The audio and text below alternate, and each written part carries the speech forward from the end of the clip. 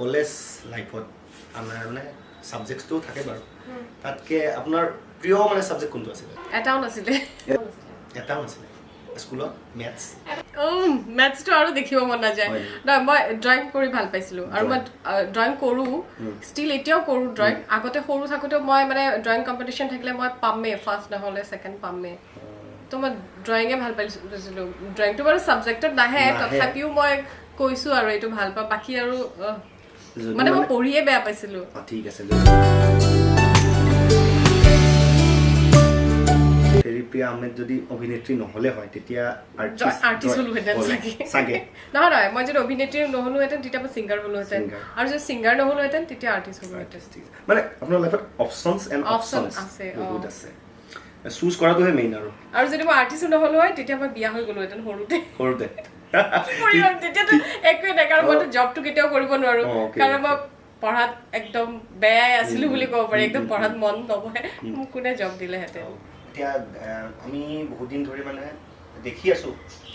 আপোনাৰ আগত যেনেকৈ গান মানে গাইছিলে মই দেখিছোঁ বহুত টেলিভিশ্যনত কিন্তু এতিয়া কি মানে আপুনি গান গোৱা বাদ দিলে নে আছে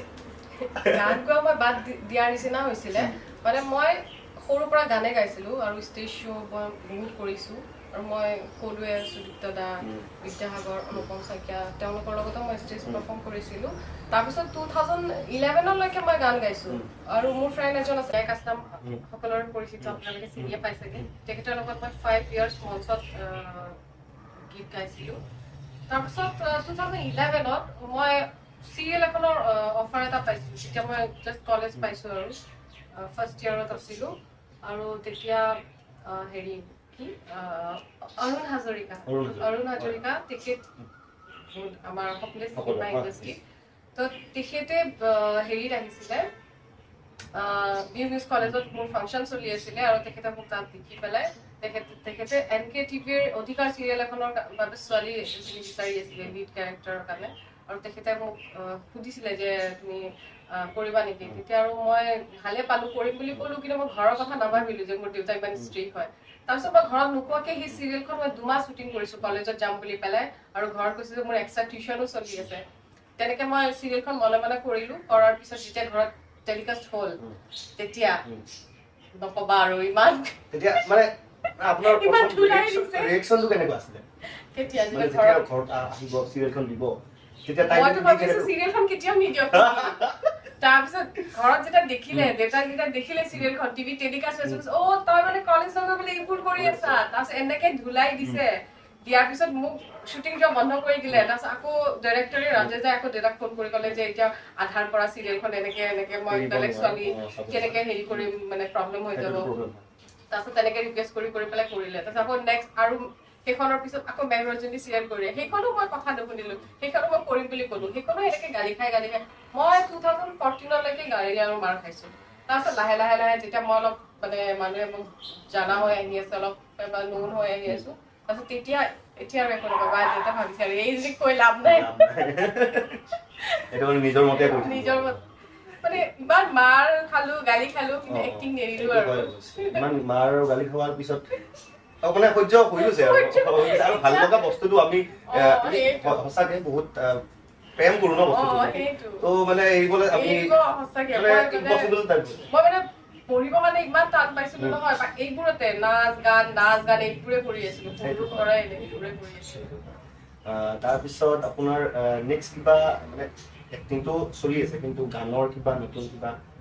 গানৰ মানে কি মই 2011ৰ পৰা কৈছো 2011ৰ পৰা গান একদম মোৰ বন্ধ কৰি দিছো মানে গোৱাই বন্ধ কাৰণ শ্বুটিং লাইনত যেতিয়া মই আহিলো আহাৰ পিছত মানে কি তেতিয়া গানটো মোৰ দুইটা সাইডত মই মেনেজ কৰিব কাৰণে প্ৰব্লেম হৈ গৈছিলে তাৰপিছত 2016ত মই নিজে গান এটা গাইছিলো সেইটো এটাই গাইছিলো তাৰপিছত এতিয়া ৰিচেণ্ট মই শান ছাৰক লগ পাইছিলো মুম্বাইত তো তেখেতৰ লগত মই এটা অসমীয়া গীত এটা গাইছো অলৰেডি গোৱা হৈ গ'ল আৰু গীতটি ইপছনে কম্পোজ কৰিছে আৰু সেই গীতৰ ভিডিঅ' সহ শান ছাৰ থাকিব আৰু 2 মাহ পিছত আপোনালোকে সেই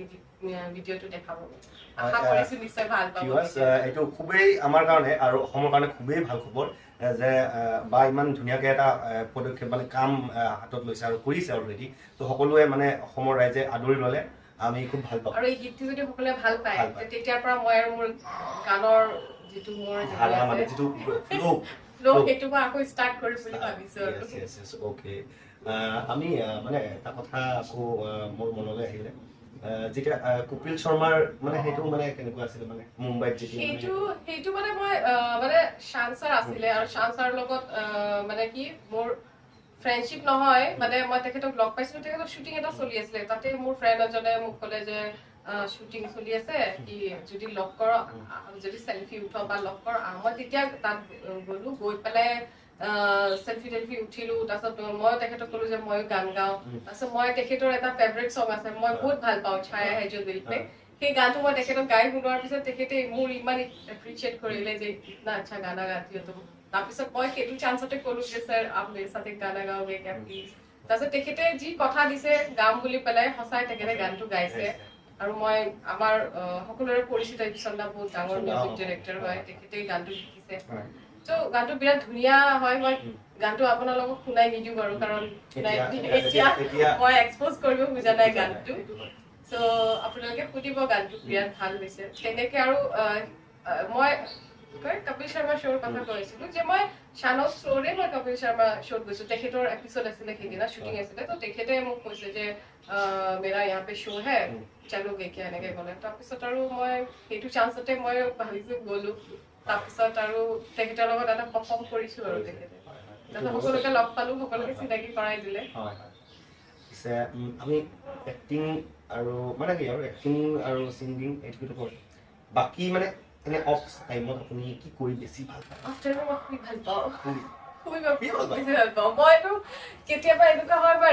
ইভিনিং মানে একদম ৰাতিৰ পৰা নেক্সট দিনা ইভিনিং 6-7টাত